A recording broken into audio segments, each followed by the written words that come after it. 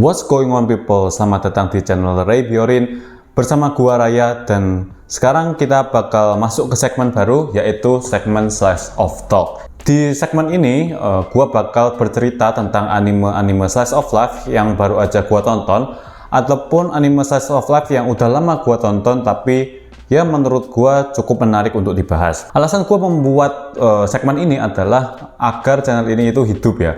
Karena aku itu adalah seorang mahasiswa, jadi bayangin kalau aku udah balik lagi ke kos gitu dan suruh buat video, kalau videonya kayak yang kemarin-kemarin itu jujur agak cukup susah, karena video yang kemarin itu kan butuh agak hiperaktif, terus banyak angle-nya, sedangkan kalau kalian ya pernah nonton video-videoku yang lama banget, itu bisa kalian lihat bahwa kos-kosanku itu sempit banget. Jadi ya lebih baik kalau ada video dimana aku cuma yapping cuma satu angle gini aja. Di video pertama ini aku bakal bahas salah satu anime yang baru aja aku tonton, yaitu anime ini, Hibi wa Sugihiro Meshi Umashi, yang tayangnya adalah kalau nggak salah ini season lalu ya, 2025, spring 2025, yang mana aku nontonnya itu batch, jadi baru aja aku tonton dari episode 1 sampai 13 atau 12 ya, 12. Iya, kenapa aku baru nonton batch? Karena pas itu ya, pas anime ini tayang itu lagi hektik banget kuliahku, jadi di situ aku agak down dan bener-bener gak sempet buat lihat-lihat anime yang bener-bener baru gitu, dan akhirnya gua berkesempatan untuk menonton anime ini. Oke, sebelum aku bahas lebih lanjut tentang anime ini, lebih baik kita bumper terlebih dahulu.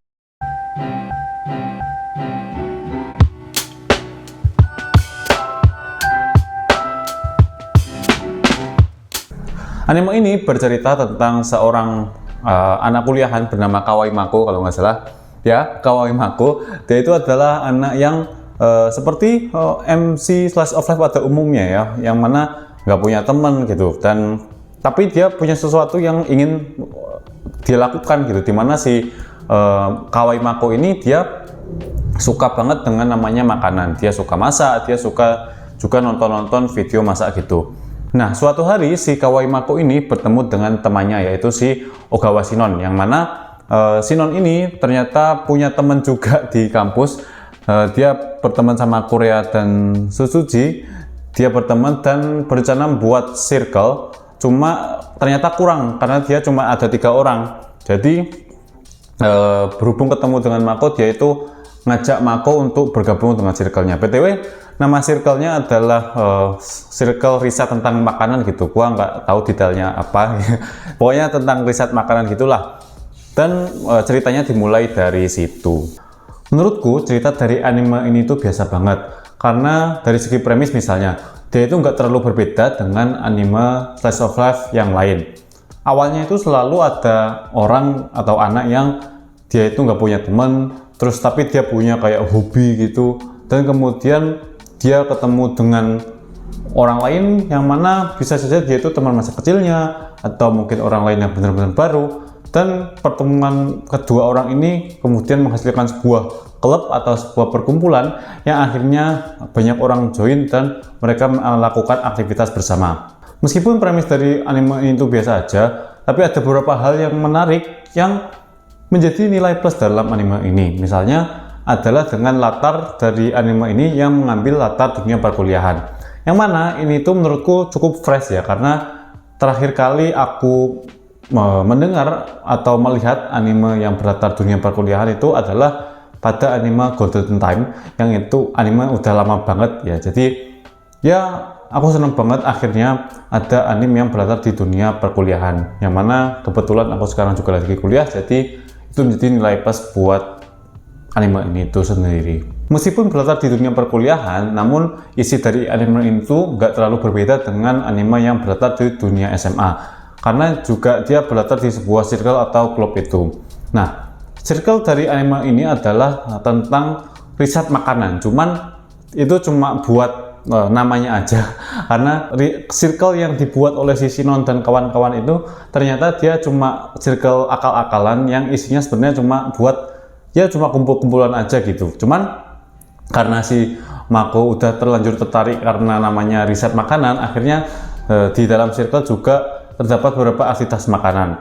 Ditambah lagi si Korea, salah satu karakter di anime ini juga anak dari suatu pemilik restoran. Jadi ya di dalam anime ini cukup ada unsur makan-makannya. Tapi satu hal yang disayangkan dari anime ini adalah unsur makanannya itu kurang banyak, karena dari judulnya aja kukira di anime ini bakal dibahas tentang makanan-makanan Jepang yang mungkin nggak banyak terekspos di YouTube atau di internet pada umumnya ya, seperti sushi, gyudon itu kan udah banyak terekspos. Cuma dalam anime ini itu kupikir dia bakal nge-ekspor makanan-makanan yang mungkin baru gitu. Cuman ya ternyata sedikit banget dieksplor, bahkan hampir nggak ada mungkin yang diekspor ya. Cuma dia lebih banyak kayak masak-masak gitu, yang mana masak-masaknya itu juga bukan masak-masak yang benar-benar satisfying menurutku sendiri ya. Jadi ya itu satu hal yang aku kecewakan dari anime ini. Cuman bukan berarti anime ini itu jelek ya. Bahkan menurutku anime ini itu hampir lebih bagus dari rata-rata anime slice of life yang lain, karena dari segi pacing bagus banget, gak terburu-buru, cuma nggak juga lambat banget, dan itu benar-benar pas. Jadi kalau kalian nonton itu benar-benar enak gitu, jadi nggak bikin ngantuk dan juga nggak bikin terasa terburu-buru. Ngomong-ngomong tentang anime slice of life, tentu nggak afdol kalau nggak bahas karakternya. Di sini ada kurang lebih 5 karakter. Yang pertama ada Mako, yang mana seperti yang aku ceritakan di awal ya, dia itu adalah anak yang pendiam, gak punya teman pada awalnya, tapi dia suka makan-makan dan juga masak-masak, yang mana dia itu menjadi salah satu mungkin yang menjadi benar-benar main karakter adalah dia. Lalu ada si Sinon, temennya si Mako, yang mana dia ini adalah orang yang ceria gitu, teman masa kecilnya Mako yang ceria, dimana dialah yang membuat klub ini, klub makanan yang telah aku ceritakan tadi. Dan ya dia adalah tipe-tipe gadis ceria gitulah, jadi menurutku nggak ada yang menarik dari dia itu sendiri. Lalu selanjutnya ada Higa Tsusuji, yang mana dia adalah tipikal loli, yang mana loli yang bukan yang kawaii-kawaii gitu ya, maksudnya ya dia kawaii, cuma nggak kawaii-kawaii yang cringe gitu, cuma dia lebih ke yang tipe tenang dan juga lucu dia tuh menurutku. Jadi dia itu kayak tenang gitu, lalu kadang-kadang suka jokes, kadang-kadang lalu dia suka ngebantu temennya. Jadi dia merupakan salah satu karakter favoritku di anime ini. Lalu juga ada Korea, yang mana dia itu adalah mungkin dia adalah paling normal di antara teman-temannya ya.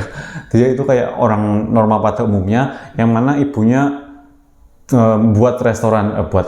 Dimana ibunya itu punya restoran gitu. Jadi ya dia itu paling normal lah. Jadi saking normalnya bingung aku deskripsinya gimana. Jadi dia adalah yang paling normal, definitely. Cuma yang paling aku suka, kenapa? Karena dia normal gitu. Jadi si Korea mantap, dan desainnya juga menurutku paling cakep di antara yang lain. Lalu yang terakhir ada si Nana. Ini juga menurutku yang paling aneh dari yang lain, cuma cukup lucu ya. Dia itu dari tampilannya kan kayak Gyaru gitu, cuman ternyata dia itu Hitomi Shiri ya. Dia pemalu banget. Kalau ketemu orang baru itu dia benar-benar nggak bisa ngomong banget. Ya basically kayak aku, cuman ya dia adalah karakter yang menarik ya. Dari satu sisi dia itu ekstrovert banget kalau ketemu teman-temannya, dan di sisi lain dia itu benar-benar introvert kalau ketemu orang baru. Ya mungkin aku cukup relate dengan karakter dia, dan ya itulah Nana.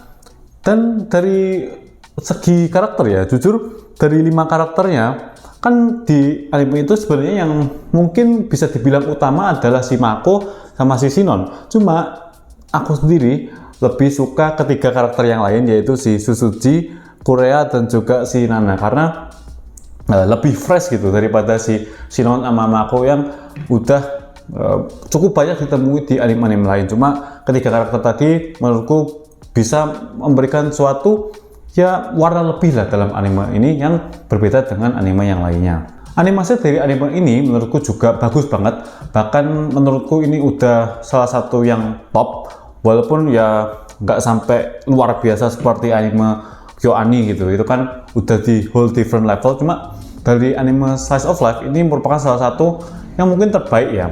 Gak tahu karena secara subjektif aku suka art style dari anime ini, aku juga suka desain karakternya, jadi mungkin itu sedikit subjektif.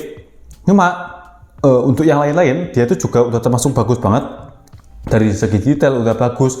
Cuma yang aku sayangkan adalah dari animasi makanan yang menurutku entah kenapa ya kurang menggugah gitu.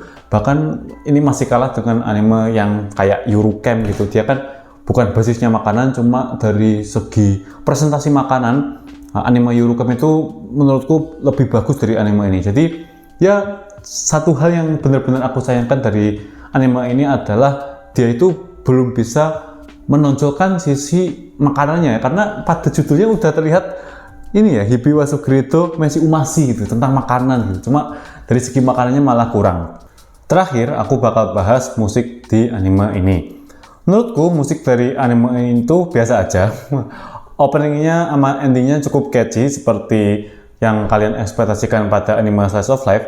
Cuman belum cukup bagus atau belum cukup catchy untuk masuk ke Spotify atau YouTube musikku.